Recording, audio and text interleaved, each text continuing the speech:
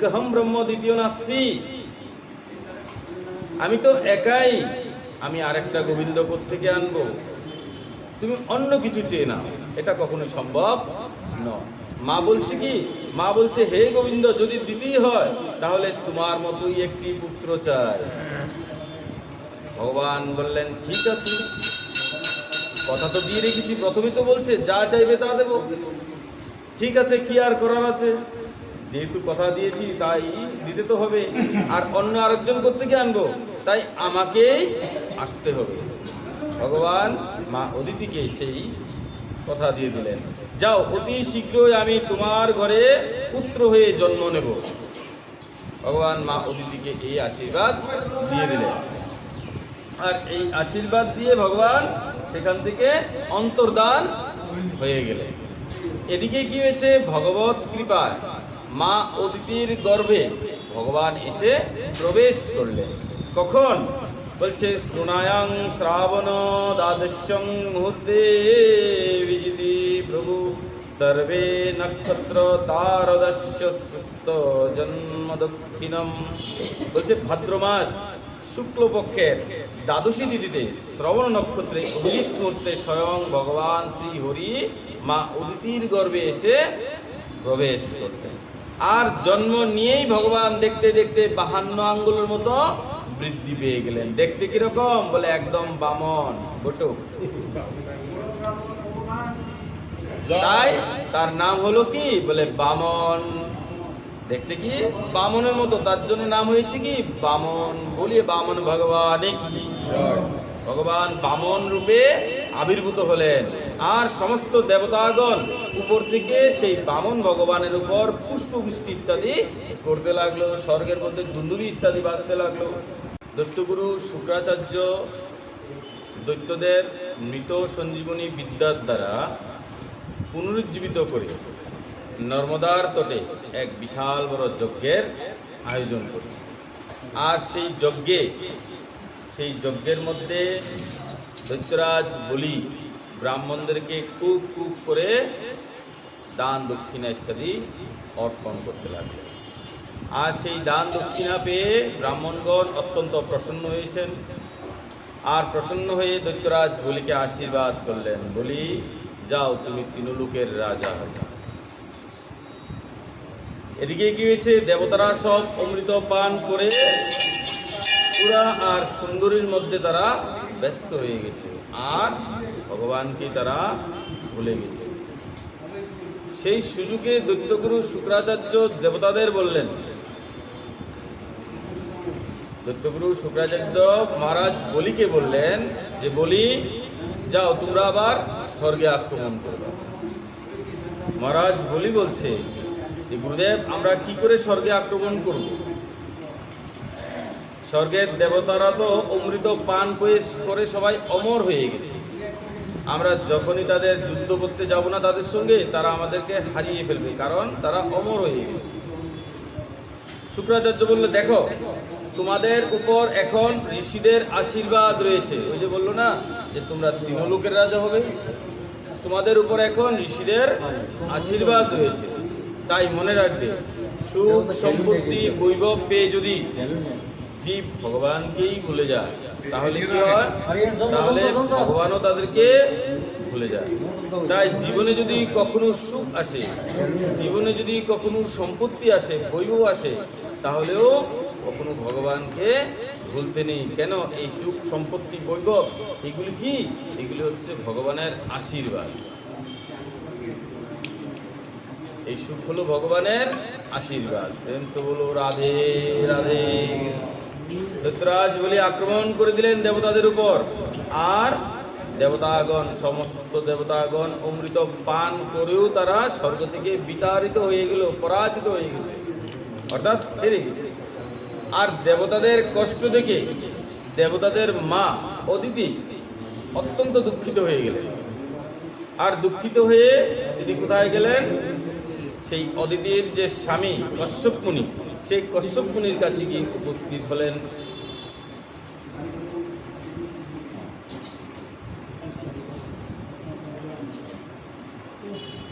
সেই কচ্ছপ মুনির কাছে গিয়ে দেবতাদের উদ্ধারের উপায় জানতে চাইলেন। তখন সেই কচ্ছপ মুনি মা অদিতিকে একটি ব্রত করার জন্য উপদেশ করলেন। কি ব্রত? সেই ব্রতের নাম কি? বলে ফাল্গুন শ্যামলে পক্ষে দ্বাদশহং পয়ুব্রত। ফাল্গুন মাসের শুক্লপক্ষের প্রতিপাদ থেকে শুরু করে দ্বাদশী তিথি পর্যন্ত শুধুমাত্র দুগ্ধ পান করে এই ব্রতকে পালন করতে হয়, যাকে পয়ুব্রত বলা হয়। এই ব্রত পালন করলে কি হয়? বলে মনোবাঞ্ছিত পুত্র সন্তানের জন্ম হয়।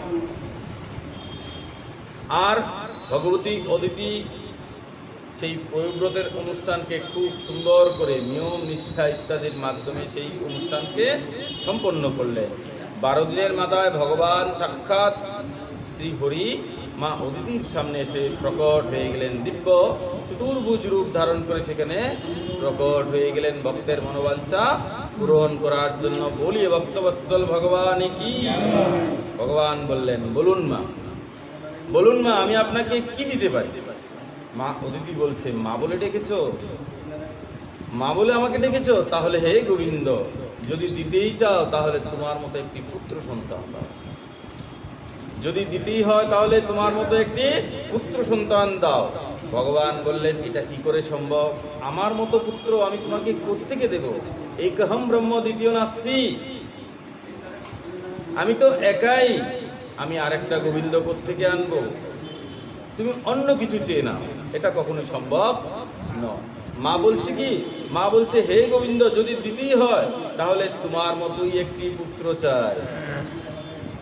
ভগবান বললেন, ঠিক আছে, কথা তো দিয়ে রেখেছি, প্রথমে তো বলছে যা চাইবে তা দেব। ঠিক আছে, কি আর করার আছে? যেহেতু কথা দিয়েছি তাই দিতে তো হবে। আর অন্য আরেকজন কোত্থেকে আনবো? তাই আমাকেই আসতে হবে। ভগবান মা অদিতিকে সেই কথা দিয়ে দিলেন, যাও, অতি শীঘ্রই আমি তোমার ঘরে পুত্র হয়ে জন্ম নেব। ভগবান মা অদিতিকে এই আশীর্বাদ দিয়ে দিলেন। আর এই আশীর্বাদ দিয়ে ভগবান সেখান থেকে অন্তর্ধান হয়ে গেলেন। এদিকে কি হয়েছে? ভগবত কৃপায় মা অদিতির গর্ভে ভগবান এসে প্রবেশ করলেন। কখন? বলছে, শ্রুণায়াং শ্রাবণ দ্বাদশং মুহূর্তে বিজিতি প্রভু সর্বে নক্ষত্র তারদস্য স্পৃষ্ট জন্ম দক্ষিণম। বলছে, ভাদ্র মাস শুক্লপক্ষের দ্বাদশী তিথিতে শ্রবণ নক্ষত্রে অভিজিৎ মুহূর্তে স্বয়ং ভগবান শ্রী হরি মা অদিতির গর্ভে এসে প্রবেশ করতেন। আর জন্ম নিয়েই ভগবান দেখতে দেখতে 52 আঙ্গুলের মতো বৃদ্ধি পেয়ে গেলেন। দেখতে কিরকম? বলে একদম বামন বটুক। তাই তার নাম হলো কি? বলে বামন। দেখতে কি বামনের মতো, তার জন্য নাম হয়েছে কি বামন। বলিয়ে বামন ভগবান কি। ভগবান বামন রূপে আবির্ভূত হলেন। আর সমস্ত দেবতাগণ উপর থেকে সেই বামন ভগবানের উপর পুষ্পবৃষ্টি ইত্যাদি করতে লাগলো। স্বর্গের মধ্যে দুন্দুরি ইত্যাদি বাজতে লাগলো। বামন ভগবানের উপনয়ন সংস্কার হয়েছে। আর দেবগুরু বৃহস্পতি বামন ভগবানকে উপবিদ সংস্কার ইত্যাদি করিয়েছে। আর বামন ভগবান সেই উপবিদ সংস্কার পাওয়ার পর ভিক্ষা করতে বেরিয়ে গেলেন। আর সর্বপ্রথম ভিক্ষা কে দিয়েছেন? ভগবতী অন্নপূর্ণা, মা দুর্গা যাকে বলা হয়, সেই অন্নপূর্ণা সর্বপ্রথম বামন ভগবানকে সর্বপ্রথম ভিক্ষা প্রদান করলেন। আর সেই ভিক্ষা নিয়ে বামন ভগবান গুরু বৃহস্পতির কাছে গিয়ে উঠলেন। গুরুদেব বললেন, এই ভিক্ষায় কিচ্ছু হবে না। বলে তাহলে? বলে যাও পৃথিবী লোকে, যাও পৃথিবী লোকে, সেখানে এক রাজা আছে, তার নাম হচ্ছে দৈত্যরাজ বলি। সে নর্মদার তটে বিশাল বড় এক যজ্ঞ করছে। আর সেই যজ্ঞের মধ্যে সে ব্রাহ্মণদেরকে খুব খুব করে দান করছে। তুমি সেখানে যাও আর সেখান থেকে ভিক্ষা গ্রহণ করে নিয়ে আসো। গুরুদেব আদেশ প্রদান করে। আর বামন ভগবান গুরুর আদেশ প্রাপ্ত করে সেই ভিক্ষা গ্রহণের জন্য সেখানে গিয়ে উপস্থিত হলেন।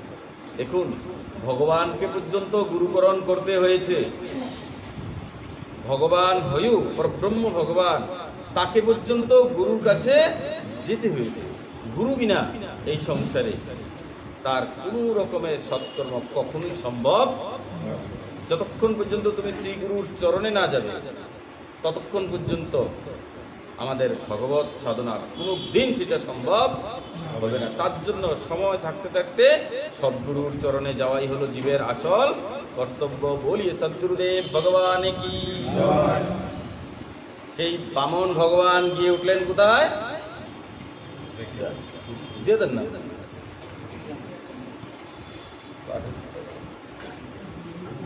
একজনে দিয়ে দিতে হয়।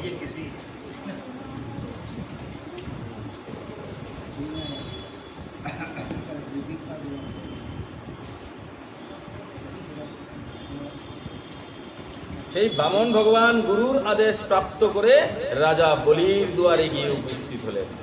রাজা বলি তখন যজ্ঞে বসেছিলেন, যজ্ঞ করছিলেন। দূর থেকে যখনই রাজা বামন ভগবানকে দেখতে পেলেন, বামন ভগবানকে দেখেই রাজা বলি বামন ভগবানের দিকে হা করে তাকিয়ে, আহা কত সুন্দর সেই রূপ, এরকম রূপ ভগবানের যে সেই রাজা বলি আজ পর্যন্ত কোনোদিন কাউকে দেখিনি। এত সুন্দর, কিরকম দেখতে বলে তং বটং বামনং দৃষ্টা মোদমানা মহর্ষয়। সঙ্গে সঙ্গে শ্রী বামন ভগবানের চরণে গিয়ে রাজা বলি প্রণাম জানিয়েছেন। আসুন আসুন হে বিপ্রদেব, স্বাগতং তে নমস্তব্যং ব্রহ্মণ কিংকর্বামতে। সঙ্গে সঙ্গে বামন ভগবানকে রাজা বলি কি করেছে বলে স্বাগত জানাচ্ছে, সৎকার জানাচ্ছে, ওয়েলকাম করছে। যাকে বামন ভগবানকে রাজা বলি স্বাগত জানাচ্ছে আর বলছি কি, আসুন আসুন হে বিপ্রদেব, আপনাকে জানাই কোটি কোটি প্রণাম, আপনাকে জানাই স্বাগতম। আপনি আজকে আমার যজ্ঞশালায় এসেছেন, যেন মনে হচ্ছে আমার যজ্ঞ আজকে ধন্য হয়ে গেছে। আপনি আজকে আমার এই যজ্ঞে আসায় যেন আমার পিতৃকুল ধন্য হয়ে গেছে। আমি আজ পর্যন্ত কত কত ব্রাহ্মণকে দর্শন করেছি, কত কত সাধু ঋষি মুনিকে দেখেছি, কিন্তু আপনার মতন এরকম দিব্য তেজ আমি কোনোদিনও কারোর মধ্যে দেখতে পাইনি। বামন ভগবানকে খুব সুন্দর করে আদর করে নিয়ে এলো সেই যজ্ঞের মধ্যে। আজ আপনি আমার ঘরে এসেছেন, তার জন্য মনে হয় আমাদের পিতৃপুরুষ তৃপ্ত হয়ে গেছে, তারা ধন্য হয়ে গেছে, আমার বংশ আজকে ধন্য হয়ে গেছে। তার জন্য যদি কোনো মহৎ পুরুষ, যদি কোনো মহৎ ব্যক্তি, কোনো ধামবাসী আমাদের গ্রামে আসে, আমাদের শহরে আসে, আমাদের উচিত কি যেন একটিবার তাকে আমাদের গৃহে নিয়ে যেতে পারি। কেন? কারণ তার চরণের ধুলিও যদি আমাদের বাড়িতে পড়ে তা তো জীবের মঙ্গল হয়ে থাকে। তুমি তাকে টাকা দিয়ে বা পয়সা দিয়েও নিজের বাড়িতে কখনই আনতে পারবে না। যদি গুরুদেবের কৃপা থাকে, যদি ভগবানের কৃপা থাকে, তারপরে তিনি তোমার বাড়িতে আসবেন। নচেত তুমি কোটি টাকা দিয়েও তাকে নিজের বাড়িতে আনতে। রাধে রাধে। মনে রাখবেন, একমাত্র ভগবানের কৃপা হলেই তখন তাকে তুমি নিজের বাড়িতে আনতে পারবে। বামন ভগবানকে রাজা বলি হাত জোর করে প্রণাম করে বলছে কি বলে, বলুন না প্রভু, আপনাকে কি দিতে পারি, আপনাকে আমি কি দিতে পারি? দেখুন, বামন ভগবান কিন্তু এখনো কিছু চাইনি, বলি নিজের থেকে বলছে, বলুন না বিপ্রদেব, আমি আপনাকে কি দিতে পারি, আমি আপনাকে কি দিতে পারি? আপনি যেটা চাইবেন আমি আপনাকে সেটাই প্রদান করতে পারবো। यद यद बटो वंचसी तत्प्रतिच्छ मे तामर्थितनं विप्रसुतानुतर्कये। বলি মহারাজ বলছে, আপনার যা যা মনের ইচ্ছা আপনি আমাকে একদম খুলে বলুন, নির্দ্বিধায় আপনি বলতে পারেন। দেখুন, এই হচ্ছে দাতা, এই হচ্ছে দানী বা দাতা। আমরা কি করি? আমরা যখন কাউকে কোনো বস্তু অর্পণ করি, কোনো বস্তু দান করি, তখন সেই দান করতে কি করি? আমরা সংকোচ করি, তাই তো? হিসাব করি না আমরা? পকেটের মধ্যে যে টাকাগুলি থাকে না, ছোট থেকে বড়, তখন সেই বড় টাকাগুলি কি করে বলে কাঁদতে থাকে, নাকি আমাকে দিয়ে দে। আমরা কি করি বলে একদম সবচেয়ে ছোট যেটা সেটাই ভগবানকে বা সেই মহৎকে দান করি। তার জন্য বলেছি সংকোচ। কেউ যদি কিছু চাইলো আর আমরা তাকে দিলাম, তাও মনে করি কি অনেক কিছু দিয়ে দিয়েছি। আমরা এটাও মনে করি আমরা যখন কোনো কিছু দান করি তখন সেই দান করার পেছনে আমরা কোনো না কোনো কারণ, কোনো না কোনো উদ্দেশ্য নিয়ে সেই দানটা করি। আমার জন্য ওইটা ভালো হবে, আমার জন্য এইটা ভালো হবে। আমরা কোনো না কোনো কারণ বা হেতু নিয়ে দান। খুব মন দিয়ে শুনবে, আপনি যদি কোনো বস্তু কাউকে দান করেন আর সেই দানকৃত বস্তু যদি সেই ব্যক্তি গ্রহণ করে আর সেটা যদি সে ব্যবহার করে, তাহলেই সেই দানের আসল ফল পাওয়া যায়। আপনি কাউকে কোনো বস্তু দিয়ে দিলেন, এখন সে সেটা ব্যবহারই করলেন না, ফেলে রাখলেন, তাহলে সেই দানেরও কোনো ফল আপনি পাবেন না।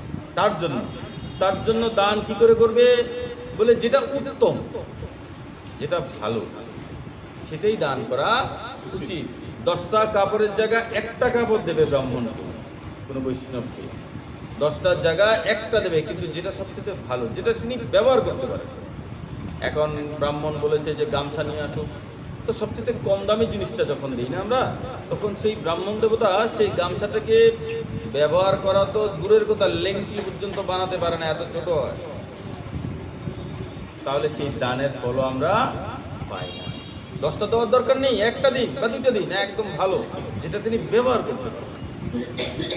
এখন ব্রাহ্মণের প্রয়োজন একটা কড়াই, বাড়িতে রান্না করবে।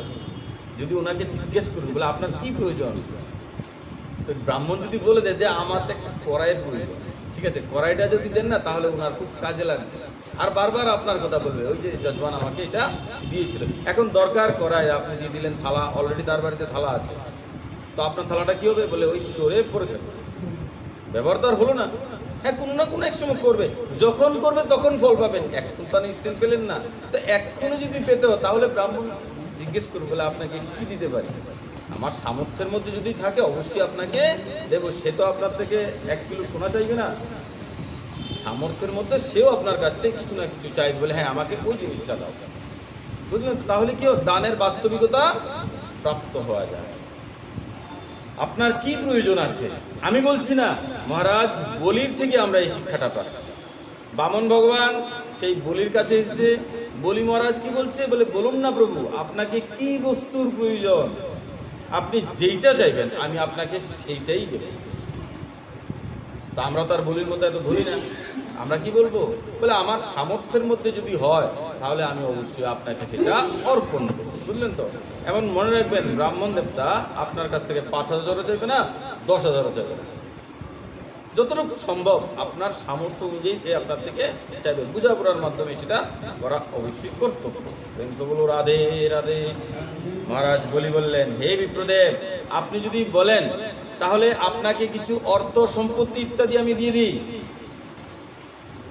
বামন ভগবান বললেন, না না, এইসবের আমার কোনো প্রয়োজন নেই।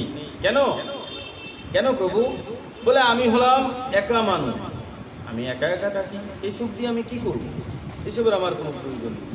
দেখলেন তো, বললাম যে একটু আগে প্রয়োজন হচ্ছে কড়াই, দিলাম থালা, থালার কোনো প্রয়োজন নেই। তো বামন ভগবান এই কথাই বলছে, বলে আমার অর্থ সম্পত্তির এগুলির কোনো প্রয়োজন নেই, আমি একা একা মানুষ, আমি এগুলি দিয়ে কী করবো। বলি মহারাজ বলছে, তাহলে একটা কাজ করি, আমাদের এখানে ভৃগুবংশীয় ব্রাহ্মণরা আছে, সেই ব্রাহ্মণদের থেকে একটি খুব সুন্দর কন্যাকে, গুণবতী কন্যাকে আপনার সঙ্গে বিবাহ করিয়ে দিই। ঘরে যখন ব্রাহ্মণী আসবে তখন আপনি জিনিসের চাহিদা বেড়ে যাবে। বামন ভগবান বলছে, রাম রাম রাম রাম, তুমি কি বলছো? আমি হলাম ব্রহ্মচারী ব্রাহ্মণ মানুষ, আমি বিয়ে করে কি করব? আর তুমি আমাকে আবার বিবাহের মাধ্যমে এই সংসারের মধ্যে ঢুকাতে চাইছো? না না, এইসবের আমার কোনো প্রয়োজন নেই। তাহলে একটা কাজ করি, আপনাকে খুব সুন্দর একটা হাতি দিয়ে দিই। বামন ভগবান বলছেন, না না, হাতিরও প্রয়োজন নেই, আমি তো ঘুরে বেড়াই। বলে, সে কি বলছেন, আমার যজ্ঞে এসেছেন আর খালি হাতে যাবেন, এটা তো কখনো সম্ভব। কিছু কিছু না কিছু আপনাকে তো নিয়ে যেতেই হবে। মনে রাখবেন, বাড়িতে যখন অতিথি আসে, সেই অতিথি যেই হোক, শত্রু হোক, মিত্র হোক, আত্মীয় হোক, স্বজন হোক, পাশের বাড়ির হোক, যখন আপনার বাড়িতে আসবে, 2-4 মিনিট বসবে, তখন তাকে আপনি যদি কিছু পারেন আর না পারেন, কমসে কম 1 গ্লাস জল পর্যন্ত তাকে অবশ্যই খাওয়ানোর চেষ্টা করবেন। তাতে কি হয় বলে, গৃহস্থের কল্যাণ হয়। আর যদি সে খালি মুখে চলে যায়, তাহলে কি হয়, সে হয়তো বলবে না তোমাকে, তার হয়তো খিদা নেই, কিন্তু আমাদের কর্তব্য কি, তাকে আপ্যায়ন করা। কেন? অতিথি দেব ভব। অতিথি হচ্ছে কি নারায়ণের মতো, বসুদেব কুটুম্বকম, নাকি? এই ভারতবর্ষে অতিথিদের কি বলা হয় বলে, তারা হচ্ছে ভগবানের স্বরূপ। তার জন্য অতিথিদেরকে সেবা করা আমাদের কর্তব্য। আপনি আমার যজ্ঞশালায় এসেছেন, আর কিছু না নিয়ে যাবেন, এটা কিছুতেই হতে পারে না। বামন ভগবান কি বললেন? বললেন না না, এসেছি যেহেতু কিছু না কিছু অবশ্যই নিয়ে যাব। তাহলে বলুন না, আমি আপনাকে কি দিতে পারি? বামন ভগবান তখন বলছে কি, বামন ভগবান বলছে, ঠিক আছে, যদি দিতেই চাও তাহলে খুব মন দিয়ে শুনো, খুব মন দিয়ে শুনো। দেখো, দাঁড়াবার জন্য আমার 2 পদ জমি চাই, 2টা পা। দাঁড়াবার জন্য আমার 2 পদ ভূমি চাই, আর মাঝে মধ্যে একটু এদিকে ওদিকে ঘোরার জন্য আরেক পদ এক্সট্রা জমি চাই, মানে 3 পদ আমার ভূমি চাই। যদি দিতেই চাও তাহলে আমাকে 3 পদ ভূমি দিয়ে দাও। পদানি ত্রিনি দৈত্যেন্দ্র সংমিতানি পদা মম, আমাকে 3 পদ ভূমি দিয়ে দাও। সঙ্গে সঙ্গে মহারাজ বলে হাসতে লাগলেন, এই কি চাইলেন? আমি হলাম 3 লোকের রাজা, স্বর্গমত্ত আকাশ পাতালের রাজা। 3 লোক আমাকে সম্মান করে, কি নেই আমার কাছে, সব আছে, আর আপনি আমার কাছে শুধু 3 পা ভূমি চাইলেন, হাসালেন আপনি আমার। মহারাজ যখন এই কথা বলছে না, বামন ভগবান কি বলছে? বলে না না, যদি দিতেই হয় তাহলে আমাকে 3 পদ ভূমি লাগবে, আর কিচ্ছু লাগবে না। বলি মহারাজ বললেন, ঠিক আছে, আমি কথা দিলাম, আমার এই রাজ্যের মধ্য থেকে আপনার যেখান থেকে মনে হয় 3 পদ ভূমি, আপনি যেখান থেকে ভালো লাগে সেখান থেকে আপনি বেছে নিয়ে নিন। বামন ভগবান বলছে, এইভাবে নেব না। তাহলে বলে সংকল্প করে দিতে হবে। বলে সংকল্প, এটা আবার কেন? দেখো, সংকল্প কেন করতে বলেছে? কারণ সংকল্প করে যদি আমরা না দিই তাহলে কি হয়, ধরুন আপনি কাউকে কোনো কিছু দিলেন, কোনো ব্রাহ্মণকে, কোনো পূজারীকে, কোনো পুরোহিতকে কোনো কিছু প্রদান করলেন, একটা জায়গায় দিয়ে দিলেন, বলে আপনাকে আমি এই জায়গাটা দিলাম মন্দির বানানোর জন্য। এখন আপনি তো দিয়ে দিলেন, সেই পূজারী কি করলো, সেই মন্দিরের মধ্যে পূজা করছে 10-20 বছর 30 বছর পেরিয়ে গেল, আপনি তো মরে গেলেন। কিন্তু আপনার বংশে যে সন্তানরা আসবে, তারা কোনো না কোনোভাবে জেনে যাবে যে এই জায়গাটা আমার দাদু, আমার বাবার। কাগজপত্র ঘেটে দেখবে, বলে না, এটা তো এখনো আমাদের নামে। সঙ্গে সঙ্গে সেই পূজারীর কাছে গিয়ে বলবে, কি বলে, কি বলে, এই বাবাজি বেরো। বলে কেন? বলে এটা আমার। তখন সেই বাবাজি কোথায় যাবে? সেই পূজারী কোথায় যাবে? তার জন্য রেজিস্ট্রি, যেটাকে বলা হয়, সংকল্প করবে, প্রতিজ্ঞা করে নেবে, যেন ভবিষ্যতেও কেউ কোনো সময় তোমাকে সেখান থেকে সরাতে, তার জন্য বলেছে সংকল্প করবে। বলি মহারাজ বললেন, ঠিক আছে, সংকল্প করলাম। বলে এইভাবে নয়, এইভাবে নয়। আর এদিকে যজ্ঞস্থানের মধ্যে দৈত্যগুরু শুক্রাচার্য বসে বসে চিন্তা করছে, আর শুনছে, ভাবছে যে কি, এ আবার কেমন ব্রাহ্মণ, আমার শিষ্যটাকে কত কিছু দিতে চায়, আমার শিষ্যটাকে অনেক কিছু দিতে চায়, কিন্তু সে ঘুরিয়ে ফিরে বারবার সেই 3 পদ ঘুমিয়ে নিতে চায়। দেখি তো সে কে, মনে মনে এইরকম তার বিচার আসলো সেই শুক্রাচার্যের। আর সঙ্গে সঙ্গে 2টি চোখ বন্ধ করে যখনই ধ্যানস্থ হয়ে দেখছে, ওরে বাপরে, এ তো কোনো সাধারণ ব্রাহ্মণ নয়, এ তো সাক্ষাৎ শ্রী হরি সামনে দাঁড়িয়ে আছে। চোখ খুলেই শুক্রাচার্য সেই বলিকে বলছে, এই বলি, তাকে তুই কিচ্ছু দিবি না, যাকে তুই সাধারণ ব্রাহ্মণ ভাবছিস, সে কোনো সাধারণ ব্রাহ্মণ নয়, সে হচ্ছে সাক্ষাৎ পরমেশ্বর ভগবান শ্রী হরি। তোর থেকে 3 পদ ভূমির নাম করে তোর সব কিছু নিয়ে চলে যাবে। তোকে রাস্তার ভিখারি বানিয়ে দেবে, তুই তাকে কিচ্ছু দিবি না। জানিস তোর থেকে 3 পদ ভূমির নাম করে তোর সবকিছু সে ছিনিয়ে নিয়ে চলে যাবে। মহারাজ বলি যখনই শুনেছে সঙ্গে সঙ্গে দুটি হাত জোর করে বলছে, গুরুদেব আপনি কি সত্যি বলছেন ইনি ভগবান? শুক্রাচার্যর সঙ্গে সঙ্গে কুপিত হয়ে গেছে, বলছে কেন গুরুর কথায় বিশ্বাস নেই? গুরুর কথায় বিশ্বাস নেই? আমি বলছি যে ইনি ভগবান, তুই তাকে কিচ্ছু দিবি না, তোর সব কিছু সে হরণ করে নিয়ে চলে যাবে। হরতি ইতি হরি, যে জীবের সমস্ত দুঃখ কষ্টকে হরণ করিয়া থাকে তার নামই হরি। বলছে তোর সমস্ত কিছু সে হরণ করে নিয়ে চলে যাবে। রাজা বলি বলছেন, গুরুদেব অনন্ত কোটি বিশ্ব ব্রহ্মাণ্ডের নায়ক আজকে আমার কাছে কিছু চাইতে এসেছে, আর আমি তাকে কিভাবে মানা করি? না না গুরুদেব, আজকে গোবিন্দকে দিতে গিয়ে যদি আমার সর্বস্ব শেষ হয়ে যায় তারপর আমি কিছু পা হব না। এ হলো বক্তব্য। শুক্রাচার্য শুনেই তো একদম রেগে গেলেন, আর বলছে কি, দুষ্ট তুই গুরুর কথা মানলি না, যা তোকে অভিশাপ দিয়ে দিলাম, তুই শ্রীহীন হয়ে যাবি, তুই লক্ষ্মীহীন হয়ে যাবি। এই কথা বলে শুক্রাচার্য সেখান থেকে চলে গেছে। রাজা বলি গুরুর অভিশাপকে স্বীকার করেছে, রাজা বলি গুরুর অভিশাপকে স্বীকার করেছে, কিন্তু গোবিন্দকে হারেনি, গোবিন্দকে ত্যাগ করে। মনে রাখবে, গুরু যদি স্বার্থী হয়, গুরু যদি হরি বিমুখ হয়, তাহলে সেই গুরুকে সঙ্গে সঙ্গে ত্যাগ করে দেওয়া উচিত। খুব মন দিয়ে শুনবে, গুরুকে কিন্তু এত সহজে ত্যাগ করা যায় না, গুরুকে এত সহজে ত্যাগ করা যায় না। গুরু যেরকমই হোক না কেন, গুরুকে এত সহজে ত্যাগ করা উচিত নয়। তাহলে কিরকম গুরুকে ত্যাগ করা উচিত? গুরু যদি হরি বিমুখ হয়, আরো সহজ করে বলছি, গুরু যদি শিষ্যকে বলে যে তোমাকে জপ করতে হবে না, গুরু যদি শিষ্যকে বলে যে তোমাকে হরিনাম করতে হবে না, গুরু যদি তোমাকে বলে যে তোমাকে সাধন ভজন ইত্যাদি করতে হবে না, গুরু যদি তোমাকে বলে যে তোমাকে ভগবত সেবা ইত্যাদি করতে হবে না, তখন বুঝে যাবে সেই গুরু নয়। সঙ্গে সঙ্গে তাকে সেখানেই ত্যাগ করতে হবে। আর তার মুখের দিকেও সেখানে তাকাতে নেই। যে হরি বিমুখ তার মুখের দিকেও কখনো তাকাতে নেই, শাস্ত্র বলে দিয়েছে কথা। এবার সে মাতাই হোক, সে পিতাই হোক, সে পুত্রই হোক, সে আত্মীয় স্বজনই হোক, সে যেই হোক না কেন, যে হরি বিমুখ তার দিকে কখনোই তাকাতে নেই। তাদেরকে শত্রু সমান মনে করে তাদেরকে সেখানেই ত্যাগ করে দেওয়া আমাদের কর্তব্য। মনে রাখবে, ভগবতী মীরা, সেই যে মীরাবাই, সেই মীরা নিজের সংসারকে ত্যাগ করেছেন একমাত্র সেই গোবিন্দের জন্য। মহান ভক্ত প্রহ্লাদ নিজের পিতা হিরণ্যকশিপুকে ছেড়েছে সেই গোবিন্দের জন্য। আজকে মহারাজ বলি সেই গোবিন্দের জন্য নিজের গুরুকে ত্যাগ করে। গুরু যদি হরি বিমুখ হয় তাহলে সেই গুরুকে ত্যাগ করলেও কোনো দোষ হয় না। ভগবান সেবককে ডাকছেন জল নিয়ে আসতে, আর সেবকও সেখানে কি আনলেন? জল নিয়ে এসে উপস্থিত হলেন।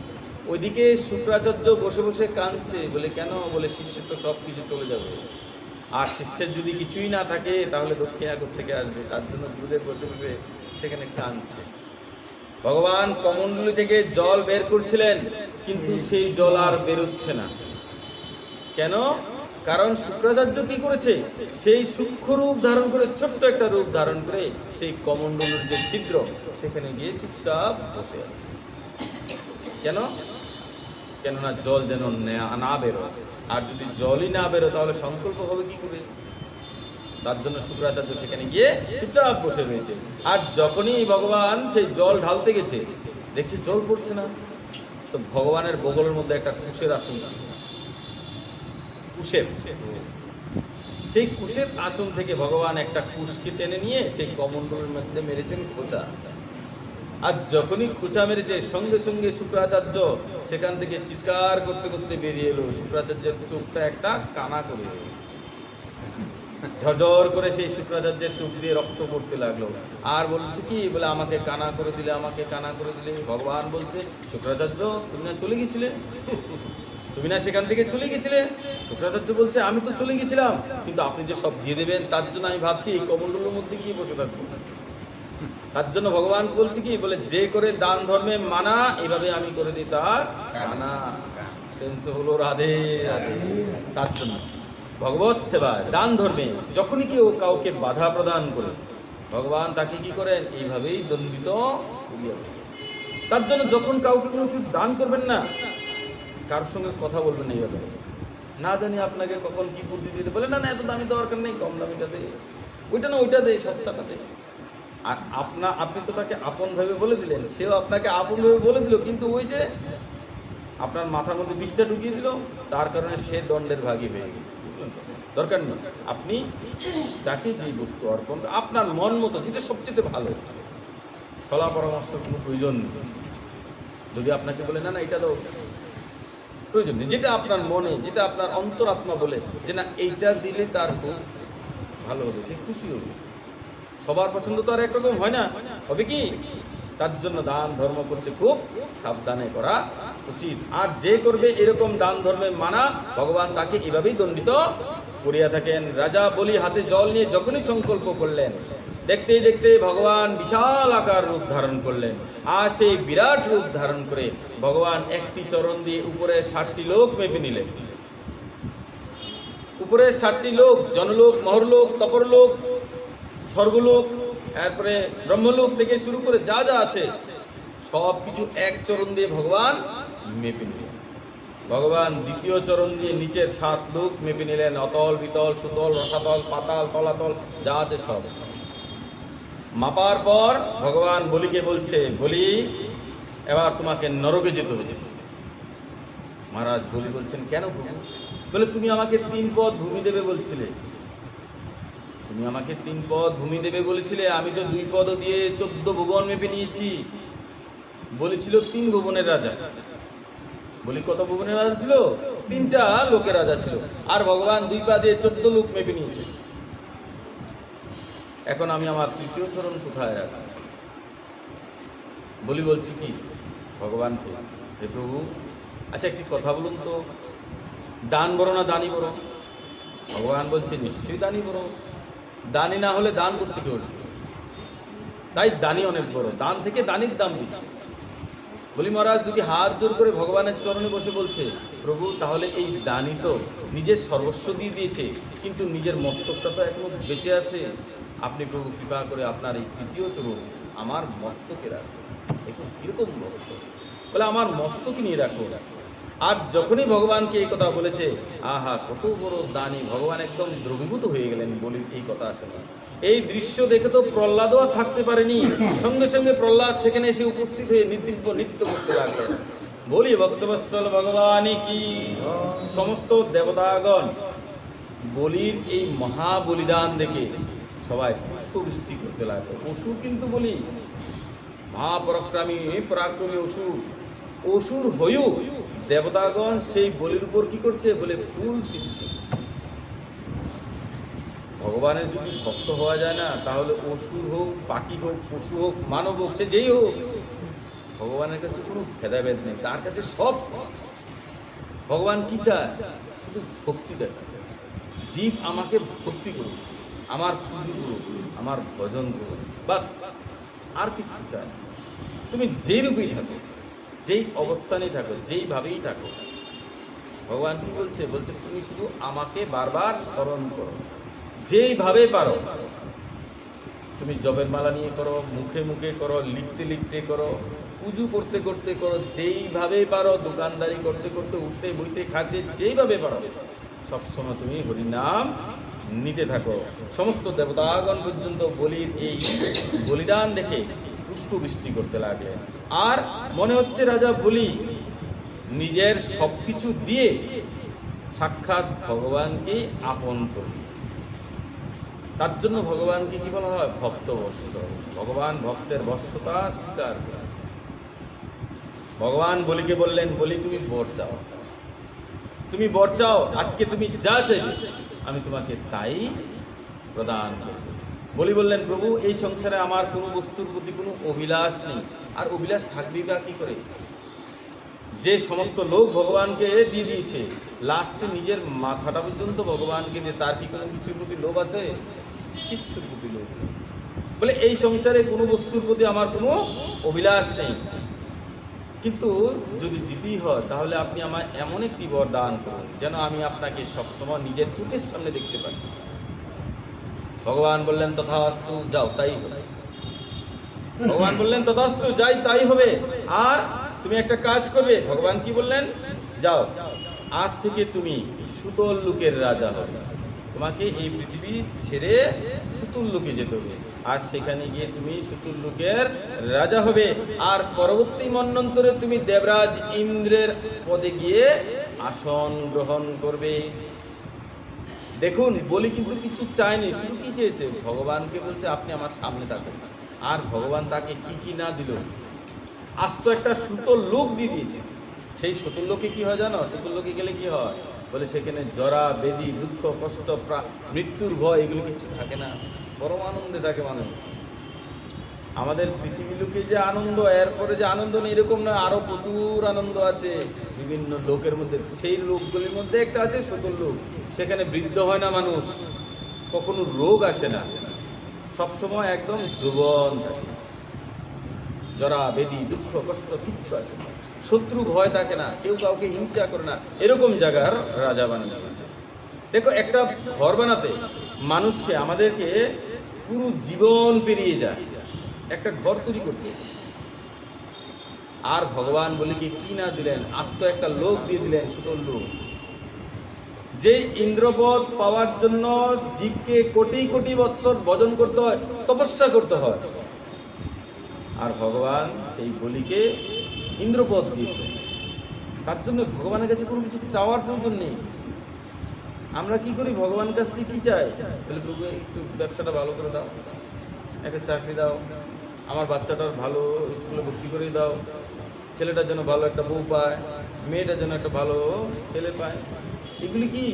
তিনি হচ্ছেন বিশ্ব ব্রহ্মাণ্ডের অধিনায়ক, মালিক।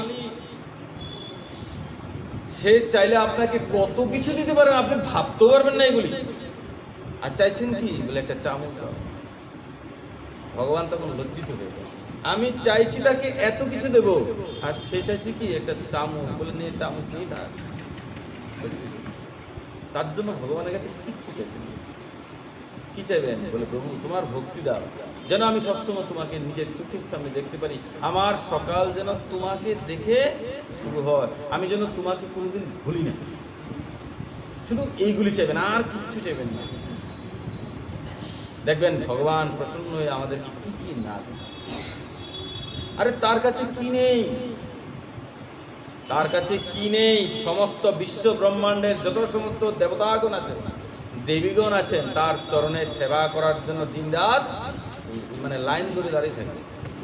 ভগবতী লক্ষ্মী কন্টিনিউ, তার সবসময় 24 ঘন্টা কল্প কল্প পর্যন্ত সেই ভগবান শ্রী হরির চরণ সেবা করার জন্য সেখানে উপস্থিত থাকেন। এক মুহূর্তের জন্য ভগবানকে ছেড়ে কোথাও যায় না। যদি সেই পটটা আরেকজন দখল করে ফেলে, এক ফোঁটো সেখান থেকে যায়। সেই লক্ষ্মী ধনের প্রতিষ্ঠাত্রী দেবী, সে কে? সেই আমার ভগবান শ্রী হরির প্রধান সেবিকা।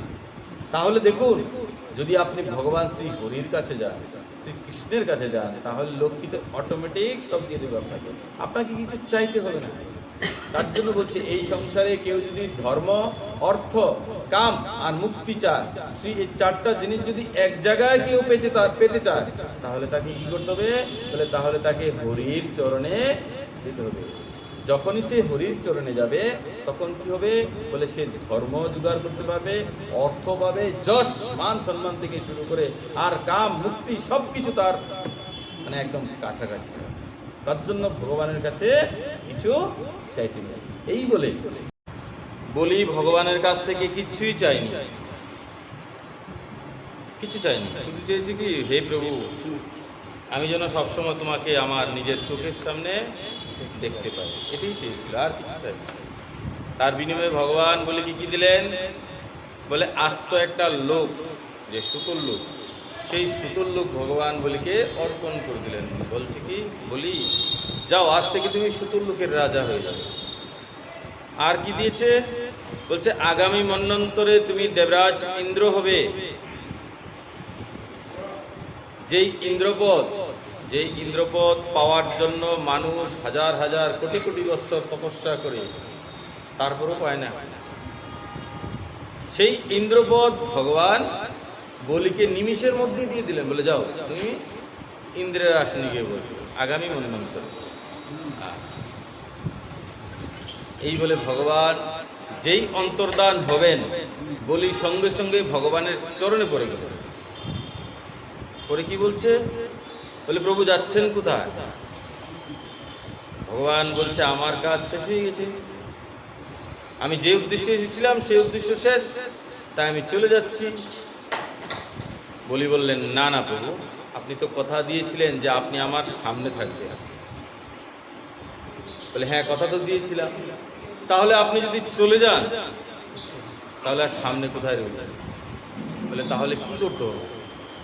ভগবান বলছে তাহলে কি করতে হবে? মহারাজ বলি বলছে তাহলে আপনাকে আমার সঙ্গে সেই সুতুল্লুকেই যেতে হবে। ভগবান তা একদম চিন্তায় পড়ে, আচ্ছা কথা দিলাম, আচ্ছা কথা দিলাম, মানে কথা দিয়ে ভগবান এবার ফেঁসে গেছে। এখন আর কি করার আছে? ঠিক আছে তাহলে চলো চলো তাহলে সেই সুতুল্লুকে।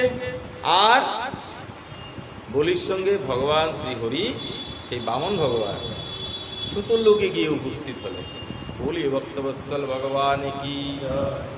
দেখুন ভগবান সেই ভক্তের, যারা ভগবানের একনিষ্ঠ ভক্ত হয়, সেই সমস্ত ভক্তগণের পর্যন্ত ভগবান সেবা করার জন্য তৈরি হয়ে থাকে। ভক্তের আদেশকে পালন করার জন্য তিনি একদম তৈরি থাকেন। ভক্তের বৎসতা তিনি স্বীকার করেন। ভক্ত তাকে যেভাবে চায় সেইভাবেই তিনি থাকতে পছন্দ করেন। তার জন্যই তার আর একটা নাম কি?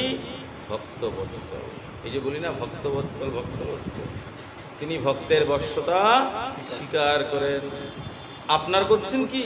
আপনার করছে, আপনারও করছে। আপনার বাড়িতে যে ভগবানটা আছে, আপনার আজকে ইচ্ছে হয়েছে বলে পনির খাওয়াবো ভগবানকে, ভগবান খেলো। কালকে ইচ্ছে হয়েছে বলে আলু সিদ্ধ অন্ন খাওয়াবো, আর কিচ্ছু নেই আজকে। ভগবান সেই আলু সিদ্ধ খেয়েই সেদিন থাকে, তাই তো? থাকে না? নাকি ভগবান অন্য জায়গা থেকে অন্য কিছু খায়? অর্থাৎ আপনি তাকে যেরকম ভাবে সেবা করছেন, সেই সেবাতেই প্রসন্ন হচ্ছে, তুষ্ট থাকছে। কিচ্ছু বলে না আমাদের, বলে আমরা আমাদের স্বার্থের জন্য ভগবানকে ব্যবহার করছি, তারপরেও ভগবান কিচ্ছু বলে না। বলে বলে কিরকম স্বার্থ? বলে কিরকম স্বার্থের জন্য? ধরুন কালকে একটা নিমন্ত্রণ আছে, সেবা আছে, আমাদেরকে সকাল সকাল যেতে হবে, 8টার মধ্যেই যেতে হবে। কি যাও তো হবে? এখন তুমি যদি 7টা 8টা 9টার মধ্যে সেবা বাড়িতে চলে যাও, তোমার বাড়িতে যে গোবিন্দের সেবা হয়, প্রত্যেক দিন 12টায় ভোগ লাগে, কালকে কয়টায় ভোগ লাগবে? তাহলে কয়টা লাগলো? বলে 8টার সময় লেগে গেছে। 8টার সময় খাওয়া যায়? তুমি খেতে পারবে? পারবে না। কিন্তু ওই যে ভক্ত চেয়েছে প্রভু আজকে তাড়াতাড়ি খেয়ে নাও, আমাকে তো ওখানে যেতে হবে। বাল্যভোগ হয়েছে সকাল 6টা, আর 8টার সময় তাকে অন্নভোগ দেওয়া হয়ে গেছে। বাল্যভোগ যে খেয়েছে তখন তার পেট ভর্তি হয়ে গেছে, 2 ঘন্টা অন্তর কি তাকে আবার অন্ন খাওয়ানো যাবে? সম্ভবই নয়। কিন্তু ওই যে ভক্তের মনের ইচ্ছা, বলে প্রভু তুমি আজকে তাড়াতাড়ি খেয়ে নাও, আমাকে যেতে হবে ওখানে। সেই জন্য ভগবান কি করছে? সেই ভক্তের মনের ইচ্ছাটাকে পর্যন্ত পূরণ করছে, আর 8টার সময় ভগবান খেয়ে ফেলছে। এবার দেখুন, দুপুরবেলা তো আমি সেবায় গেলাম, খুব ভালো ভালো করে পেট ভর্তি করে খেলাম, কিন্তু আমার ভগবান কি আর খেতে পেল? বাড়িতে যে ভগবানটা আছে সে কি খেয়েছে? খাবার পেয়েছে? তাকে কে খাওয়াবে? ঠাকুর ঘর বন্ধ আছে। তাহলে দেখো ওই যে ভক্ত আরাম করে খাচ্ছে আর ভগবান ঠাকুর ঘরে বসে আছে, নাকি? তারপরও ভগবান কিছু বলছে? বলছে না, বলে যা, তারপরও সুখে থাক। তারপরেও গোবিন্দের মানে আমার গুণগান ইত্যাদি করতে থাক। আমি খাই না, তাতে কোনো সমস্যা নেই। কেন? তিনি হলেন সর্বদা সমর্থবান। ভগবানের কাছে এই সংসারে কোনো কিছুর প্রতি কোনো ইচ্ছা নেই, তার কাছে সব আছে।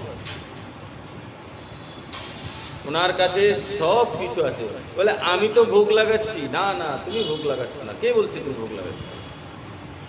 সে তোমাকে দিয়ে ভগবানের সেবা করাচ্ছে, তার জন্য তুমি পাচ্ছ। যেদিন তার কৃপা তোমার উপর থেকে উঠে যাবে, সেদিন ভোগ লাগানো তো দূরের কথা, মন্দিরে পর্যন্ত আসার যোগ্যতা জীব হারিয়ে দেবে নাকি? আর আমরা অভিমান করি, আমি লাগাই, অনেক বড় অভিমান। এই অভিমান জীবের পতনের একমাত্র কারণ। এই অভিমান কোন সময় কখনোই করতে বলে আমি সেবা করছি, আমি বুঝিয়ে দিচ্ছি না। ভগবান তোমাকে দিয়ে সেবাটা গ্রহণ করছে। আচ্ছা, তুমি যে আম দিচ্ছ ভগবানকে, আনারস দিচ্ছ, বলে আমি এনেছি। আরে কোত্থেকে এনেছো? এই আমকে কে তৈরি করেছে? ছিল একটা ছোট্ট বিচি, সেখান থেকে হয়েছে বৃক্ষ, আর সেই বৃক্ষের মধ্যে আনারস ধরেছে, গাছ হয়ে গেছে, আম ধরেছে, কাঁঠাল ধরেছে। এইটুকু একটা কাঁঠালের বিচি থেকে এত বড় গাছ, 100, 150, 200 কাঁঠাল ধরে আছে। কি ভারী ভারী ওজন! বিচার করতে কে করছে এগুলি? আমরা করছি। সব তার ইচ্ছাতেই সব তৈরি হচ্ছে। আমরা হলাম মাধ্যম, আমরা হলাম একটা মাধ্যম। ওই গাছ থেকে বের এনে তাকে দিলাম, শস্য ক্ষেত থেকে ধানগুলিকে এনে তাকে রান্না করে প্রদান করলাম। এই আমরা হলাম মাধ্যম। আমাদের কোনো শক্তি নেই কিচ্ছু করার। যতক্ষণ পর্যন্ত তার কৃপা থাকবে, ততক্ষণই আমরা তার সেবা করতে পারবো। তার সেবা বন্ধ হয়ে যাবে কখন? যখন তার কৃপা আমাদের থেকে বন্ধ হয়ে যাবে। তার জন্য যে জীব ভগবানের ভক্তি করিয়া থাকে, ভগবান তার বশ্যতা স্বীকার করে। ভক্ত যেভাবে চায়, ভক্ত ভগবানকে যেভাবে রাখতে চায়, ভগবান সেইভাবেই থাকতে শিখে যায়। ধরুন আমরা আরো আরো আরো অনেক উদাহরণ আছে, একদম প্র্যাকটিক্যাল উদাহরণ। যখন গরম পড়ে না, তখন আমরা কি করি? বলে হালকা কাপড় চোপড় পরি নাকি? কিন্তু ঘরের মধ্যে যে মূর্তিটা আছে, যে বিগ্রহটা আছে বা মন্দিরে, আচ্ছা প্রত্যেক দিন কি আমরা সেই বিগ্রহের কাপড়গুলিকে পাল্টাই? নিয়মিত প্রত্যেক দিন পাল্টাতে হয়। যেরকম আমরা বস্ত্র চেঞ্জ করি, ঠিক তদ্রূপ ভগবানের যে মূর্তি আছে সেইগুলিকেও প্রত্যেক দিন কাপড় চোপড় এগুলি পরিবর্তন করতে হয়। এখন কাপড় পাল্টালাম, আর সেই কাপড় 15 দিন, 1 মাস হয়ে গেল, 1 সপ্তাহ পেরিয়ে গেল। এই 1 সপ্তাহের মধ্যে তো গরমও পড়েছে অত্যন্ত অনেক। কোনো কোনো দিন তুমি তো হালকা ড্রেস পরেছো, ভগবানকে পরিয়েছো? পরায়নি। তো ভগবানের তো গরম লাগবে না কেন? অবশ্যই লাগবে। সেই ভগবান যদি মায়ের কাছে এসে বলে, মা আমার খিদে লেগেছে, আমাকে একটু খাওয়াও, তাহলে সেই ভগবানের গরম লাগবে না? অবশ্যই লাগবে। মানব রূপে এসেছে পৃথিবীতে। তার জন্য যদি আমরা ভগবানের ভজন করি, ভগবানের ভক্তি করি, তাহলে কি হবে? ওই গরমের মধ্যেও ভগবান সেই গরম কাপড় পরে থাকে, তারপরও ভক্ত কিছু বলে না, বলে আমাকে একটু ড্রেসটা চেঞ্জ করো। কখনই বলে। কেন? কারণ এটা হচ্ছে ভগবানের ভক্তের প্রতি তার ভালোবাসা। তার জন্য ভক্ত হতে হবে। যদি মনে করো যে আমাদের ভগবানও আমাদের পছন্দ মতোই কাজ করুক, তাহলে কি করতে হবে? বলে সর্বপ্রথম আমাদেরকে তার দাসত্ব স্বীকার করতে হবে, আর দাসত্ব স্বীকার করে তার সেবা ইত্যাদি শুরু করবে। কি করে? বলে একটা দাস যেরকম মালিকের সেবা করে, ঠিক তদ্রূপ একটা দাস, একটা সেবক যেরকম তার মালিককে সেবা করে, ঠিক তদ্রূপ মালিকের পছন্দ মতোই তোমাকে তাকে সেবা করতে হবে, নিজের পছন্দ মতো নয়। বুঝলেন তো? কারখানার কর্মচারী কার কথা মতো চলবে? বলে কারখানার মালিকের মতো না। কর্মচারীর মতো মালিক শুনবে? মালিক যেভাবে বলবে কর্মচারীকে, সেবককে সেভাবেই চলতে হবে। ঠিক তদ্রূপ ভগবানের সেবাটা কিরকম ভাবে হবে? বলে ভগবানের কথা মতোই হতে হবে। সেবকের কথা মতো হলে হবে না। বলে এতক্ষণ যে বললে আমরা যেভাবে চাই সেভাবেই থাকি, এটা কখন কখন? যখন তুমি সেই জায়গায় বুঝবে, যখন তোমার ভক্তিতে ভগবান প্রসন্ন হয়ে যাবে, খুশি হয়ে যাবে, তখন। প্রথম প্রথম নয়, এত সহজ নয়, কিন্তু খুব কঠিন। তাহলে এগুলি যে করছি ভগবানকে উল্টাপাল্টা টাইমে খাবার দিচ্ছি, উল্টাপাল্টা টাইমে ভজন করছি, পুজো করছি, এগুলি করতে নেই। যেরকম ভাবে শাস্ত্রে বর্ণন করা আছে ঠিক সেরকম ভাবে আমাদের আচার অনুষ্ঠানে এগুলি করা উচিত। শাস্ত্রের কথা থেকে একটা কথাও বাইরে থেকে পালন করা উচিত নয়। বলে একাদশী কি করে করতে হবে? বলে ওই পাশের বাড়ির লোকটা বলেছে এইভাবে করো। না না, সে এইভাবে করছে তাই আমিও করছি। তাহলে কি করে করতে হবে? বলে শাস্ত্রে যেভাবে বর্ণন রয়েছে, ঠিক যেভাবে বর্ণন রয়েছে তোমাকে সেইভাবেই পালন করতে হবে। না হলে কি হবে? বলে অপরাধ। মন্ত্র যেরকম ভাবে লেখা আছে ঠিক সেরকম ভাবে মন্ত্রকে উচ্চারণ করতে হবে। না হলে কি হবে? বলে মন্ত্রের কুফল বিফল এগুলি শুরু হয়ে যায়। ধরো একটা শব্দ আছে শালা, শালা আকার লাস্টে, তা এখন শালার সঙ্গে এই আকারটাকে বাদ দিয়ে যদি রস্বীকার দিয়ে দেওয়া হয় তাহলে কি হবে? শালি হয়ে যাবে। আচ্ছা, শুধু আকার আর রস্বীকারের ডিফারেন্স ভালো করে বুঝো। ডিফারেন্স কি? শুধু একটা আকার আর রস্বীকার, ব্যাকরণ বুঝতে হবে। শুধু এই আকার আর রস্বীকারের জন্য কি হয়েছে? বলে পুরুষ আর মহিলার পার্থক্য হয়ে গেছে, শালা থেকে শালি হয়ে গেল, তাই তো? তো মন্ত্রের মধ্যে যদি এই আকার রস্বীকার ভুল হয়ে যায় তখন কি হবে? মন্ত্রের কু যেটা ফল যেটা শুরু হয়ে যাবে, নাকি? এরকমই তো সিস্টেম। তো সুতরাং ভগবানের সেবা পুজো এগুলি কি করে করতে হবে? বলে শাস্ত্রে ঠিক যেরকম ভাবে বর্ণন করা আছে সেরকম ভাবে আমাদের এগুলি যদি আমরা পালন করিয়ে থাকি তাহলে কি হবে? আস্তে আস্তে আমরা ভগবানের কাছে যাওয়ার সেই যোগ্যতা অর্জন করব। আর যখন তুমি এই সমস্ত নিয়ম কানুনগুলি মানতে মানতে একটা সময় পেরিয়ে যাবে তখন ভগবান তোমার উপর কৃপা করবেন। আর যখন ভগবান আমাদের উপর কৃপা করবেন তখন তাকে আর এইসব নিয়মের কোনো পালন করতে হয় না। বলে পালন করতে হলে বলে হ্যাঁ, তখন তাকে আর হরিনামও নিতে হয় না। যখন ভগবান তার উপর একবার প্রসন্ন হয়ে যান, প্রমাণ আছে। শ্রী চৈতন্য মহাপ্রভু হরিদাস ঠাকুরকে বলছে, হরিদাস তোমাকে আর এই 3 লক্ষ হরিনাম নিতে হবে না, বলেছো তো? ভগবান হয়ে ভক্তকে বলছে তোমাকে আর নাম নিতে হবে না, তোমার ভজনে আমি খুশি হয়ে গেছি। তার মানে কি? ভগবান যখন আমাদের উপর একবার প্রসন্ন হয়ে যাবেন তখন কি হবে? বলে এই সমস্ত এই যে আচার বিচার নিয়ম কানুন আর কিচ্ছু করতে হবে। তো এটা কখন হবে? এটাকে বলা হয় রাগানুভক্তি, প্রেম ভক্তি যাকে বলে। কখন হবে? এই জন্ম হতেও পারে, নাও হতে পারে। ভক্তির জীবনের কেউ 10-20 বৎসর 30 বৎসর ফিরে যাওয়ার পর তারপর যদি যৎকিঞ্চিত সেই কৃপা ভগবান থেকে পাওয়া হয়, বলে তার আগে বিধি ভক্তি করতে হবে। গুরুদেব প্রদত্ত মহাপুরুষগণ যেভাবে বলে গেছেন, শাস্ত্রের গ্রন্থে যেভাবে লেখা আছে ঠিক সেইভাবে ভক্তি করতে হইবে। দেখো, আমরা যখন ভগবানকে ভোগরাগ লাগাই তখন অনেক কিছু করি। প্রথমে ভগবানকে ধূপ দ্বীপ ইত্যাদি অর্পণ করি, তারপর শঙ্খ দিয়ে আরতি করি, তারপর রুমাল দিয়ে মুখ মুছাই, তারপর ভোগ অর্পণ করি। অর্পণ করার সময় কত সোয়াহা বলতে হয়, হয়তো নিবেদন করা, ভগবান তুমি গ্রহণ করো, এই করো সেই করো। তারপর ভোগের আরতি করতে হয়, লাস্টে আবার শঙ্খ দিতে হয়, অনেক কিছু করতে, মুখ ধোয়াতে হয়, পাদপ্রক্ষালন, এগুলো অনেক কিছু করতে হয়। বৃন্দাবনের যারা বাসিন্দা আছে না, ব্রজবাসী, তাদের এত কিছু করতে হয় না। তারা কি করে জানেন? তারা সেই উনুন থেকে রুটিটা নিয়ে এসে গোবিন্দের সামনে রেখে বলে কি, গোবিন্দ তুই খা, আমি আসছি। আর কিছু বলতে হয় না, কোনো ভেজাল নেই। হে প্রভু, ব্রজবাসী, হে প্রভু তুমি খাও। এই মন্ত্রতন্ত্র এগুলো কোনো প্রয়োজন নেই। কেন?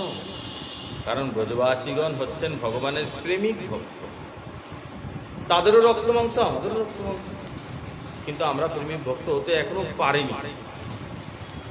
আমাদের মধ্যে অসংখ্য দোষ আছে, ত্রুটি আছে, তার জন্য আমাদেরকে গুরুদেব যেইভাবে আদেশ করিয়া থাকেন সেইভাবে আমাদেরকে ভগবানের ভজন আরাধনা ইত্যাদি করতে হবে। আর করতে করতে যখন ভজনের প্রতি নিষ্ঠা হয়ে যাবে তখন গিয়ে তুমি অনেক পরে তখন গিয়ে আমরা সেই রাগানুভক্তিতে প্রবেশ করব। এর আগে নয়, এর আগে আমাদেরকে এই বৈধ ভক্তি এগুলি পালন করতে হবে। বলি ভক্তবৎসল ভগবান কি। তো কি হয়েছে, ভগবানকে বলি নিয়ে প্রবেশ করলেন মহলের মধ্যে।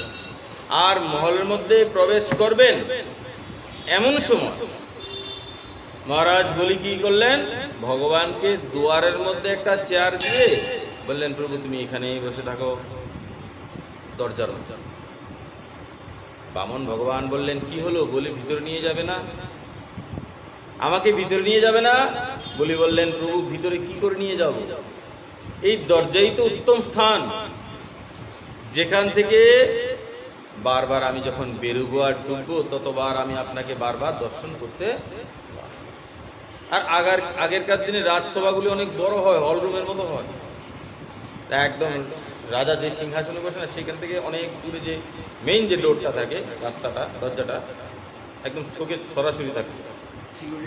হ্যাঁ, বলে প্রভু এই দরজাই তো আসল জায়গা যেখান থেকে আমি তোমাকে বারবার দর্শন করতে পারবো, আর দরজা দিয়ে যখন বারবার বেরোবো আসবো তোমাকে দেখতে পারবো। ভগবান বললেন, তাহলে সোজাসুজি বলতে পারতে যে চৌকিদার বানাতে এসেছো, চৌকিদার বানাতে চাইছো। বলে হেসে দিলেন সঙ্গে সঙ্গে। দেখুন ভগবান ভক্তের বশ্যতা কি করে স্বীকার করে। কোথায় ভগবান শ্রী হরি, কোথায় বামন ভগবান রূপ ধারণ করে 14 লোক মেপে নিয়েছেন, সেই ভগবানকে আজকে বলছি কি, বলে প্রভু এই দরজাই তো ভালো জায়গা, আপনি এখানেই থাকবেন, মন্দিরে যাওয়ার দরকার নেই, এখানেই ভালো জায়গা। বলো রাধে। प्रबल प्रेम के पाले पर कर प्रभु को नियम बदलते देखा, अपना मान टले या टले भक्त का मान ना टलने देगा। একমাত্র প্রেমের বশেই ভগবান নিজের মান সম্মানের দিকেও চান না। ভগবান নিজে পর্যন্ত ভুলে যায় যে আমি ভগবান। কিসের জন্য? একমাত্র প্রেমের। ভক্তের প্রেমের কারণে ভগবান ভুলে যায় যে আমি নিজে ভগবান। আর সেই ভগবান আজকে কি হয়ে গেছে বলে দুয়ার পার, দ্বার রক্ষী, গেট পেয়ে যাকে বলা। এই হলো আমাদের গোবিন্দ। এরকম ভক্তবৎসল ভগবান কোথাও পাওয়া যাবে? কেন তার স্মরণে মানুষ যাবে? এই কারণেই মানুষ তাকে ভালোবাসে। এই শুধু এই কারণ। ভগবান নিজে ভুলে গেছেন যে আমি ভগবান। দেখো ভক্ত জেনে বুঝে, এই যে বলিও কিরকম ভক্ত, দেখো বলিও জেনে শুনে জেনে বুঝে দিনে 24 ঘন্টার মধ্যে 300 বার সেই দুয়ার দিয়ে বেরোয়, আবার যেন গোবিন্দকে বারবার দেখতে পায়। বারবার ঢুকে, ইচ্ছে করে বারবার ঢুকে আর বের। আর যখন ঢুকে বেরোয় তখন ভগবানের দিকে তাকায়। ভগবান ভাবে এই বুঝি বলি আমাকে বলবে যে প্রভু চলুন না ঘরে। আর যখনই বলি তাকায়, ভগবানও তাকায়, হাসি মারে, বলি সঙ্গে সঙ্গে মুচকি হাসি মেরে অন্যদিকে তাকিয়ে চলে যায়। আর এইভাবে ভক্ত আর ভগবানের খেলা দিন দিন চলতে হয়েছে। আর এভাবে প্রত্যেক দিনের নিয়ম হয়ে গেছে। বলি বারবার ঘর থেকে বেরোয় আর ঢুকতে থাকে। এদিকে মা ভগবতী লক্ষ্মীর চিন্তা হয়ে গেছে। মা ভগবতী লক্ষ্মী বসে বসে চিন্তন করছেন, বলে অনেকদিন হলো আমার প্রভু কোথাও গেল, এখনো তো ফিরে আসছে না, কি ব্যাপার, কোথায় জানি গেল। আর এই খবর কে জানবে? বলে একমাত্র নারদ, যিনি ত্রিভুবনে আরামসে নিশ্চিন্তে দৌড়ান। সঙ্গে সঙ্গে নারদজি সেখানে এসে উপস্থিত হয়ে গেল। নারদকে মা লক্ষ্মী বলছেন, আচ্ছা নারদ, তোমার প্রভু অনেকদিন হয়েছে কোথাও গেছে, এখনো ফিরে আসলো না, এখনো ফিরে আসলো না, ব্যাপার কি? নারদ কি বললেন, হ্যাঁ মা কথাটা ঠিকই, গেছিলেন পৃথিবী লোকে কারোর সমস্ত কিছু হরণ করার জন্য, আর হরণ করতে গিয়ে নিজেই হরিত হয়ে গেল। কারোর সবকিছু শেষ করতে গিয়ে নিজেই শেষ হয়ে গেছে। বলে এই কি বলছো? বলে হ্যাঁ মা, একদম সত্যি কথা বলছি, পাক্কা চৌকিদার হয়ে গেছে, এক পয়সাও পায় না, বিনা বেতনে চাকরি করে বলির দুয়ারে। হ্যাঁ নারদ, তুমি এই কি বললে? বলে হ্যাঁ মা, গিয়ে দেখে আসুন। বলে তাহলে কি আমার গোবিন্দকে আর পাবো না? মা ভগবতী লক্ষ্মী বলছে নারদকে, তাহলে কি আমার গোবিন্দকে আর পাবো না? নারদ কি বলছে? বলে হ্যাঁ মা, অবশ্যই পাবেন, কিন্তু সেই গোবিন্দকে একমাত্র আপনাকে গিয়েই তাকে গিয়ে সেখান থেকে ফিরিয়ে আনতে তবে, কারোর ক্ষমতা নেই সেখান থেকে ভগবানকে ফিরিয়ে আনার। তাই মা লক্ষ্মী ছদ্মবেশ ধারণ করে সেই বলির দুয়ারে গিয়ে উপস্থিত হলেন। ছদ্মবেশ ধারণ করেছে, লক্ষ্মীর ড্রেস পরে যায়নি। সৈনিকরা কি করলো? সৈনিকরা সেই ভগবতী লক্ষ্মীকে বলির কাছে নিয়ে গেল। আর বলির কাছে যখনই মা ভগবতী লক্ষ্মী গিয়ে বসলেন, মহারাজ বলি মা লক্ষ্মীকে দেখে বলছেন, আসুন আসুন দেবী, আপনাকে স্বাগত জানাই, আপনাকে স্বাগত জানাই, বলুন আমি আপনার কি সেবা করতে পারি? বলে মহারাজ, আমি খুব দুঃখিয়ারি, আমি অত্যন্ত দুঃখিয়ারি। কি দুঃখিয়ারি? কি হয়েছে বলো তোমার? কে তোমাকে দুঃখ দিয়েছে? তুমি নিশ্চিন্তে আমার কাছে তার নাম বলতে পারো। শুধু এই সুতুল্লুকেই নয়, ত্রিভুবনেও যদি কেউ তোমাকে দুঃখ দিয়ে থাকে, কষ্ট দিয়ে থাকে, আমি তোমাকে কথা দিচ্ছি, আমি তাকে অবশ্যই দণ্ডিত করব। তুমি একদম নিশ্চিন্তে আমার কাছে তোমার মনের দুঃখের কথা বলতে পারো। মা ভগবতী লক্ষ্মী বলছেন কি? বলে সেই জন্যই তো আপনার কাছে এসেছি। শুনেই তো বলে আর একটু খুশি হয়ে গেছে, বাহ, এই ভুবনে কেউ তোমার উপকার করতে পারেনি, আমায় কি পেলে, বাহ, আমি তো অনেক। বলি বলছে কি? বলে আচ্ছা তাই নাকি, বলো বলো কি হয়েছে তোমার, কে তোমাকে দুঃখ দিয়েছে?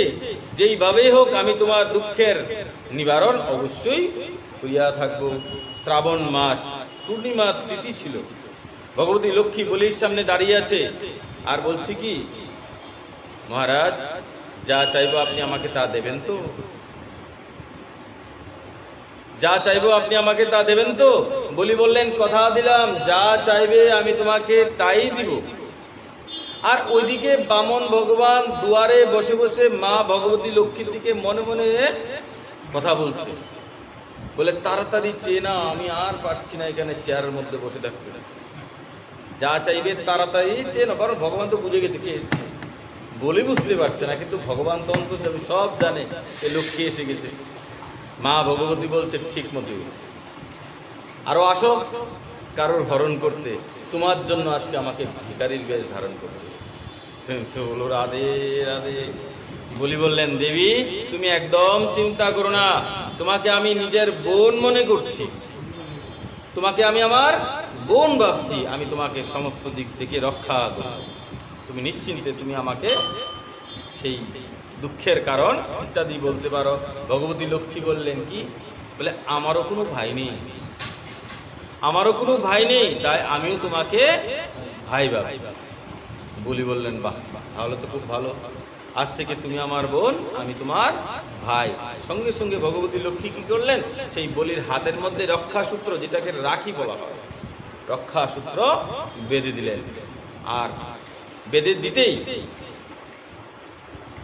বলি মহারাজ বলছে, বলো বোন, তুমি আজকে থেকে আমার পাক্কা বোন হয়ে গেছে, তোমাকে কি উপহার দিতে পারে? আর সেদিন থেকেই রক্ষাবন্ধন, মানে রক্ষাবন্ধন যেটাকে বলা হয়, রাখি বন্ধন যাকে বলা হয়, এটা এই পৃথিবীতে প্রচলিত হয়ে এসেছে। বলো বোন, তোমাকে কি উপহার দেব? কারণ রাখি তো পরিয়ে দিয়েছে, এখন তো উপহার দিতে হবে, ভাই তো বোনকে গিফট করতে হবে। মা ভগবতী লক্ষ্মী বললেন, ওই যে তোমার দরজায় দাঁড়িয়ে আছে সেই যে চকিদারটা, সেটা আমাকে দিয়ে দাও। বলি তো শুনে একদম মাথায় হাত, এ তুমি কি চাইলে? এ তুমি কি চাইলে? তুমি তো আমার কাছে সুখ সম্পত্তি বৈভব এগুলি চাইতে পারতে, কিন্তু তুমি তো আমার কাছ থেকে আমার প্রাণকে চেয়ে নিয়েছো গো। যেই গোবিন্দকে দেখে আমার দিন শুরু হয়, যেই গোবিন্দকে নিয়ে আমার রাত শেষ হয়, সেই গোবিন্দকে ছেড়ে আমি কি করে থাকবো? এই গোবিন্দকে ছাড়া তো আমি থাকতে পারবো না। তুমি অন্য কিছু চেয়ে নিতে পারো, যা কিছু তোমার ভালো লাগে তুমি আমার কাছ থেকে তা চেয়ে নাও, কিন্তু আমার গোবিন্দকে আমার কাছ থেকে তুমি চেয়ে নিও না। এবারে বলি সেখানে কাঁদতে লেগেছে আর বলছে, কে তুমি? কে তুমি? তুমি তোমার বাস্তবিক রূপে আসো। সঙ্গে সঙ্গে মা ভগবতী লক্ষ্মী নিজের যে অরিজিনাল যে স্বরূপ, লক্ষ্মীর যে বেশ, সেই রূপ ধারণ করে সেখানে দাঁড়িয়ে থাকে।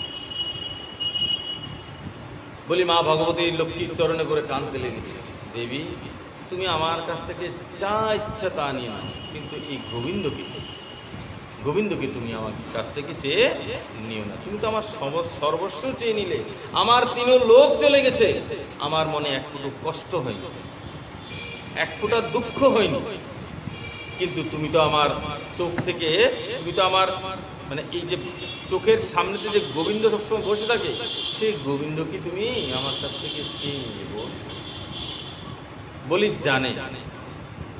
বলি জানে সে ভগবানকে কখনোই আটকে রাখতে পারবে না। ভক্তের কিন্তু সেই ক্ষমতা নেই। ভগবান ভক্তের বশ্যতা স্বীকার করে, কিন্তু তার মানে এই নয় যে ভগবানকে সে বেঁধে রাখতে পারবে, বুঝলেন তো? কখনোই সেটা সম্ভব না। যেদিন অভিমান চলে আসবে, সঙ্গে সঙ্গে ভগবান এক সেকেন্ড ধরে ফটাফট সেখান থেকে বেরিয়ে যাবে। ভক্তের বৎসতা ভগবান অবশ্যই স্বীকার করে, কিন্তু ভক্তের অভিমান কখনোই স্বীকার করেন না। আর যখনই ভক্তের মধ্যে অভিমান চলে আসে, অহংকার চলে আসে, তখন ভগবান কি করেন? সেই ভক্তের থেকে অনেক দূরে চলে যায়, যেন এই জীবনে আর কোনদিন না পায়। অমূল্য সম্পত্তিটা, অমূল্য রতন একবার যদি ধরে নিতে পারো না, জীবন কাজ লেগে যাবে। আর যদি হাতে এসে পিছলে পড়ে যায়, আর কোনদিন পাওয়া যাবে না। বলো রাধে রাধে। আর বলির এই কান্না দেখে না মা ভগবতী লক্ষ্মী নিজে পর্যন্ত কাঁদতে লেগেছে। বলছে, বলি এই কয়দিন হলো মাত্র তোমার সঙ্গে গোবিন্দ এখানে থাকছে, আর তুমি বলছো গোবিন্দকে ছেড়ে থাকতে পারবে না। আর যে গোবিন্দের চরণ সেবা করতে করতে আমি কল্প কল্প কাটিয়ে দিলাম, সেই গোবিন্দকে ছেড়ে আমি কি করে থাকবো? আমাকে আমার গোবিন্দকে আমার কাছে ফিরিয়ে দাও। মা ভগবতী লক্ষ্মী পর্যন্ত আজকে কাঁদছে সেই রাজা বলির কাছে। ভাই বোনের দিব্য বার্তালাপ চলছে, আর এদিকে ভগবানও দুয়ারে বসে বসে দ্রবীভূত হয়ে গেলেন দুজনের কথাবার্তা। ভগবানের চোখ থেকে বলতে ঝরঝর করে জল পড়ছে। মা ভগবতী লক্ষ্মী বলছেন, বলি আমার গোবিন্দকে আমার কাছে ফিরিয়ে দাও। বলি চায় ভগবানকে নিজের কাছে রাখতে, কিন্তু সে ভালো করে জানে যে আমি ভগবানকে কখনো নিজের কাছে রাখতে পারব না। তাই বলি কি করলেন? বলি সঙ্গে সঙ্গে সেই দুয়ারে গিয়ে গোবিন্দের হাত ধরে এনে মা ভগবতীর হাতে, এই নাও গো, তোমার গোবিন্দকে আমি তোমার কাছে ফিরিয়ে দিলাম, কিন্তু আমাকে একটা কথা দাও, আমি যখন যখন তোমাদের দেখতে চাইব, তখন তখন যেন আমি তোমাদেরকে সঙ্গে সঙ্গে দেখতে পাই।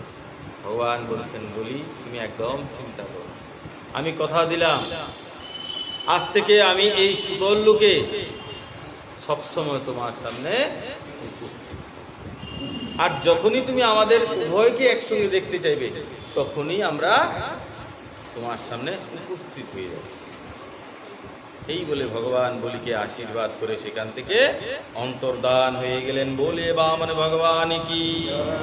মনে রাখবে, যতক্ষণ পর্যন্ত গোবিন্দের সঙ্গে প্রেম হবে না, যতক্ষণ পর্যন্ত তার সঙ্গে ভালোবাসা হবে না, ততক্ষণ পর্যন্ত তার প্রেমের যে মাধুরিমা, সেটাও কখনো বুঝতে পারবে না।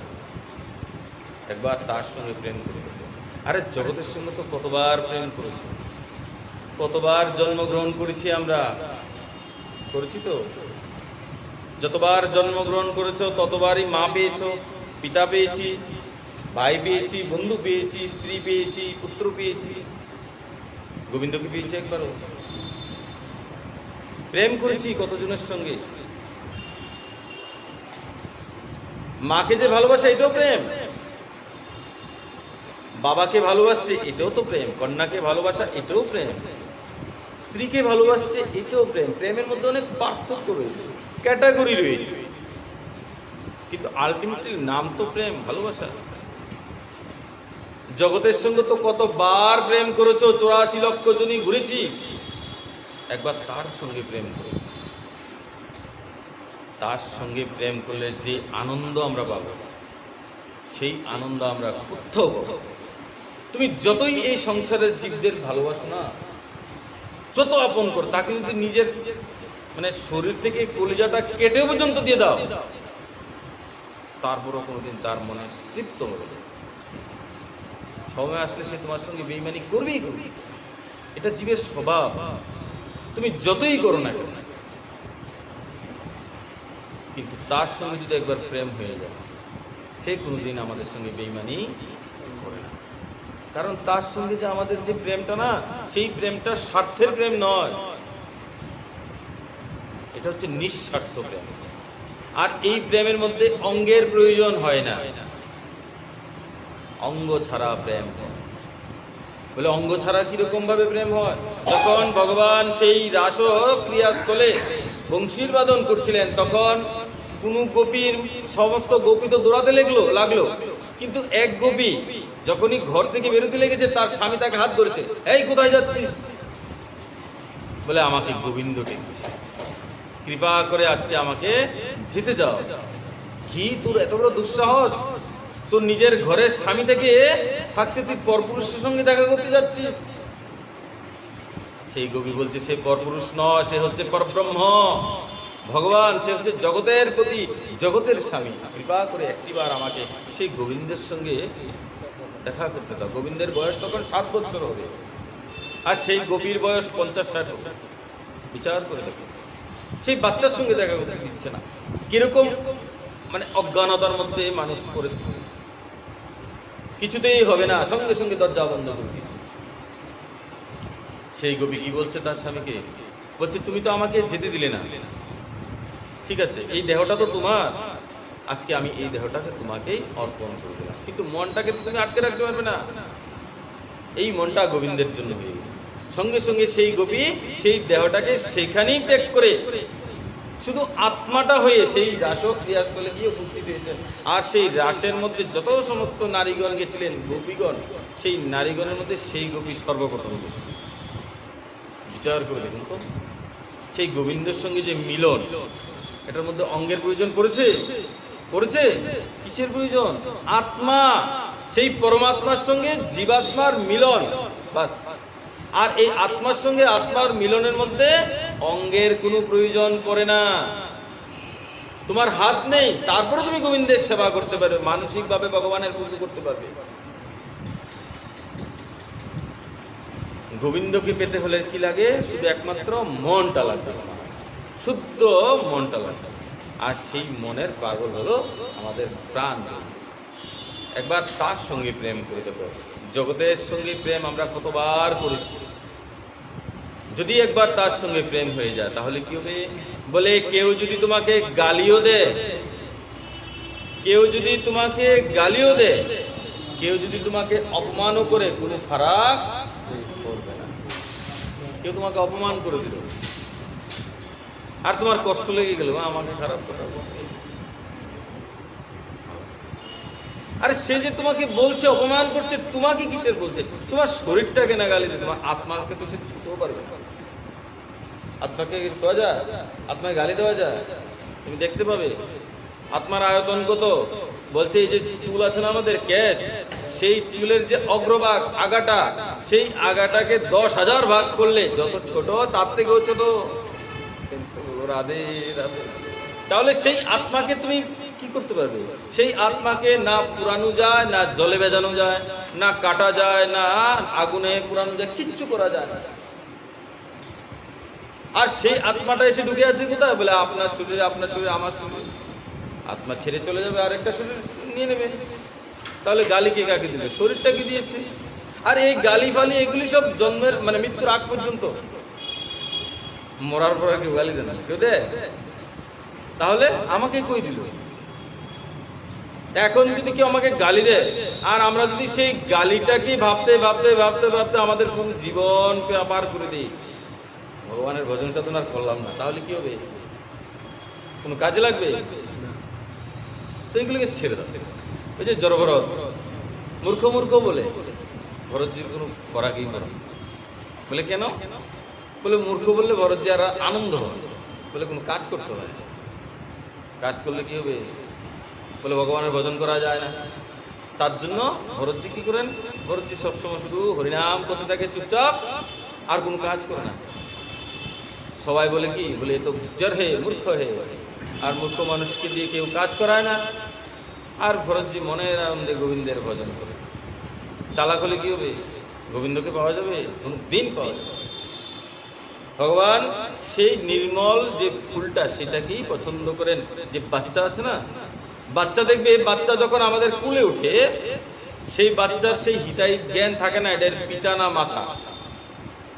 ছোট বাচ্চা কুলের শিশু, 5 বছর আগের কথা বলছি, তার পা যদি আমাদের মাথায় লেগে যায় তারপরে তার অপরাধ লাগে না। কেন? সে নিষ্পাপ।